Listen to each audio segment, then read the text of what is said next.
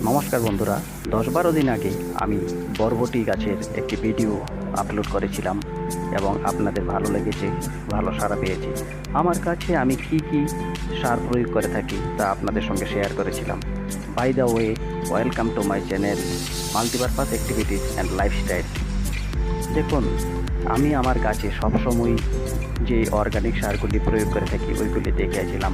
কালকে আমি গাছ থেকে এরকম একটি লচ্ছিম পেরেছি এবং দেখুন, এটার লম্বা 29 ইঞ্চি হয়ে গেছে এবং দেখলেই আপনারা অনুমান করতে পারবেন আমি যে গোবর ছাড়া সার প্রয়োগ করেছি।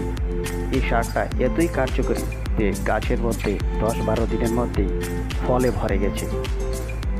বাজার থেকে আমরা যে লচ্ছিম কিনে আনি প্রায়ই এগুলি আকারে ছোট হয়।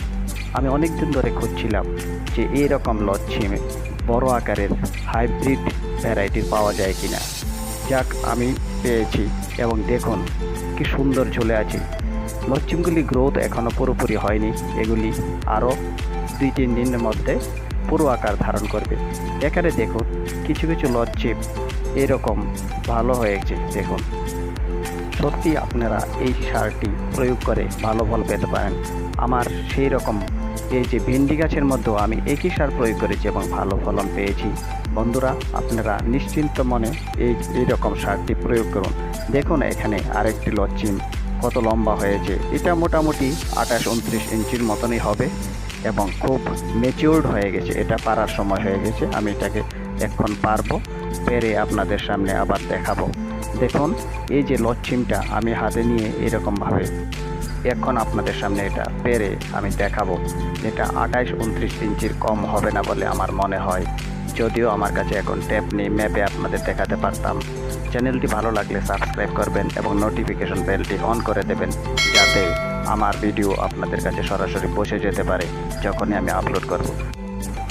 মাটিতে তো সবাই লাগাতে পারে, ফলের ঝুড়িতে এইরকমভাবে আপনারাও বাড়িতে করে দেখুন, কি সুন্দরভাবে হয়ে যাবে এবং নিশ্চিন্ত মনে এটা মাটিতে লাগালে আরও ভালো ফলন পেতে পারতো।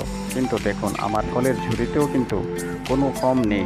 এরকম ফল কিভাবে ঝুলে আছে দেখলে কি সুন্দর লাগছে। হ্যাঁ, এই ফলটা যখন নিজের হাতে এরকমভাবে ধরলেই আপনি বুঝতে পারবেন আপনার যে পরিশ্রম হয়েছে, পরিশ্রম সত্যিই সফল হয়েছে এবং আপনি সুন্দর করে এটা পেরে আপনার পরিবার এবং আপনার জন্য ব্যবহার করতে পারবেন।